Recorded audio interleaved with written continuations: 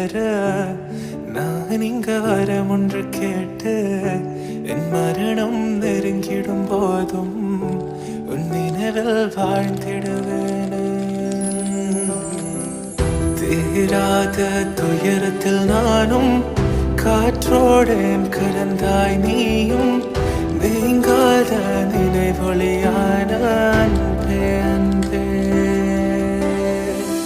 மறு ஜென்மம் இருந்தால் கூட உயிரே உன் கரம் பிடிப்பேன உன் கால் தடம் நான் தொடர்வேன் அன்பே அன்பே.